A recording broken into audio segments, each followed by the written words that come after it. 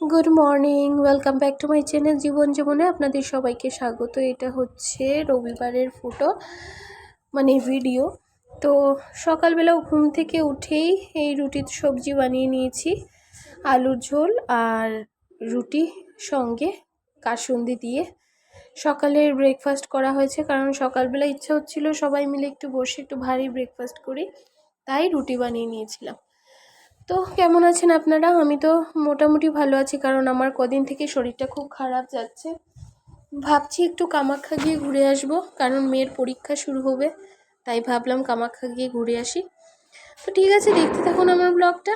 আর এই যে জিয়াকেও খাবার দিয়ে দিয়েছি, জিয়া খাচ্ছে বসে এখানে, আর সঙ্গে সবাইকেই দিয়েছি।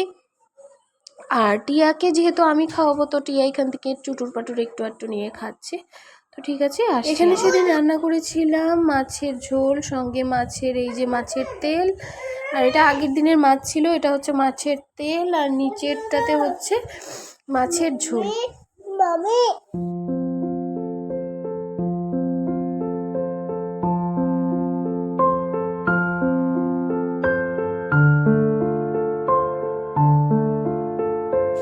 এই যে জিয়া পড়াশোনা করছে না, দুষ্টুমি করছে। আর এই যে টিয়া রানী একদম দুষ্টামি, একদম ও চুল কেটেছে, চুল কেটে একদম বলছে যে আমাকে ইয়াং ইয়াং লাগে। তো তুমি বুড়া বুড়া নি তুমি?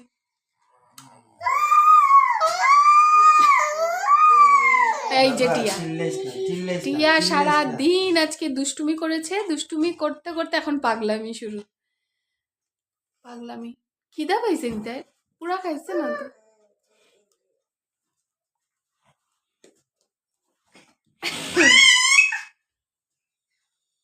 আর এই যে ঝিয়া ঝাড়ু দিবে, তাই ঝাড়ু ঠিক করছে। একদমই না, পড়াশোনার টাইম বরবাদ। যাই হোক, ওর ইংলিশের কোর্সটা শেষ করেছি, ইংলিশ পরীক্ষা প্রথম দিন, ইংলিশের কোর্সটা শেষ করে নিয়েছি। এখন দেখি বাকিগুলো পড়াবো।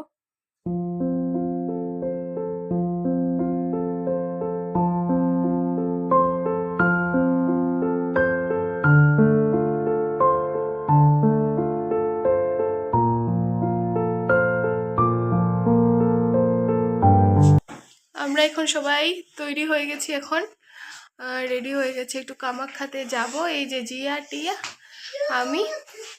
আজকে প্রথমে লাল পেড়ে শাড়িটা পরলাম, দেখাতে পারছি না ফুল, তাহলে গিয়ে আসি, এসে কথা হচ্ছে। এটা কি হলো আবার?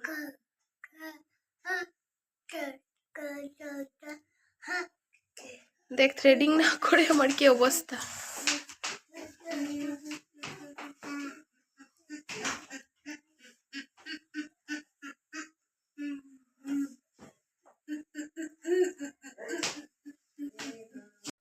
জানি না, সেদিন খুব খারাপ করেছিল শরীরটা, মুখটা দেখেই বুঝতে পারছেন। আমি না পারতে সেখানে বসে গেছি, আর পুরো ভিতর অবধি যাওয়া হয়নি, কারণ আমি বাইরে থেকেই ঠাকুরকে পুজো দিয়েছি। পুরুত মশাইকে ধরে পুরুত মশাই নিয়ে গিয়ে পুজো দিয়েছেন, কারণ শরীরটা ভালো লাগছে না বলে এই জায়গাটাতে বসেছিলাম।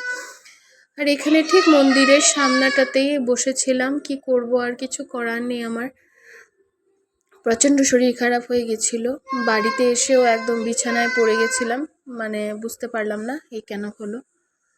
খুব খারাপ, খুব খারাপ, আমি যা বলবো। আর এই যে জিয়া খেলা করছে, জিয়াটিয়ার নামে দুজনের নামেই পুজোটা দিলাম, দিয়ে কারণ ওদেরকে আগের বারও পুজো দিয়েছি, কিন্তু ওদের গলায় মালাটা পরানো হয়নি, এটা নিয়ম আছে, পরাতে হয়, তাই করলাম।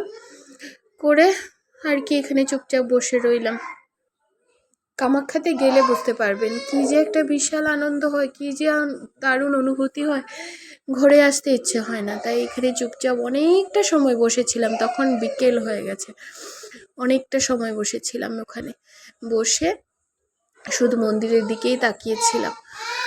আর ভাবছিলাম যে লাইনে দাঁড়িয়ে এতটা সময় কি করে বাচ্চাদেরকে নিয়ে পারি। তবে ভাবছি একদিন সকালবেলা ভোরবেলা চলে আসবো, ভোরবেলা এসে এখানে পুজো দিয়ে যাব, কারণ সকালবেলা যাওয়ার খুব ইচ্ছে হচ্ছিল। যাই হোক, দেখতে থাকুন আমার ব্লগটা। জানি না ব্লগগুলো ভালো লাগে কি না, যদি ভালো লাগে তাহলে প্লিজ একটা লাইক করে দিন। লাইক করতে আর কতটা সময় লাগে, যদি একটু সাপোর্ট না করেন তাহলে কিভাবে চ্যানেলটাকে উঠাবো, তাই বলছি। আর এই যে পুচকু বুড়ি আমার ফটো উঠেছে, তাই কিছু ফটো শেয়ার করলাম। আর এই যে বিকেলবেলা আসার সময় রাস্তার মধ্যে মানে একটা জায়গা আছে যেখান থেকে পুরো শহরটাকে দেখা যায়।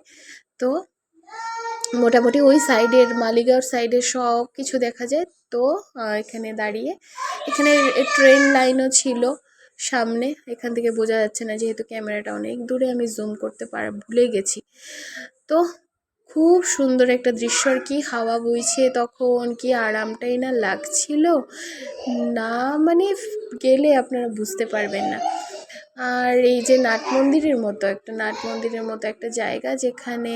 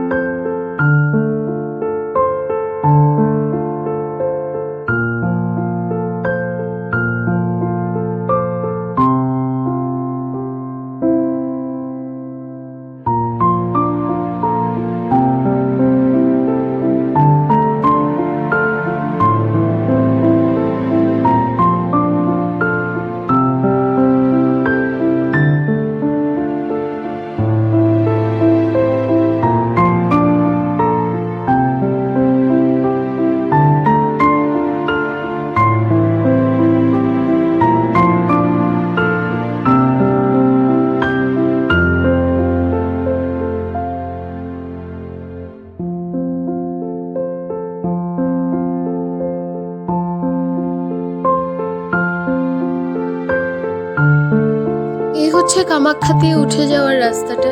তো সেই জায়গাটাতেই নাট মন্দিরটা, এখানে বনদুর্গা মন্দির আছে ওই জায়গাটাতে নাট মন্দিরটা। এখানে সবাই এসে দাঁড়ায়, একটু হাওয়া খায়, গল্প করে তারপরে যায়। তো এখানে বেশ ভালো লাগে ওয়েদারটা, তাই আপনাদেরকে একটু দেখাচ্ছিলাম। আপনারা আসলেও এখানে দাঁড়িয়ে কিছুটা সময় কাটিয়ে তারপরেই যাবেন, ভালো লাগবে, সে আমি গ্যারেন্টি দিলাম।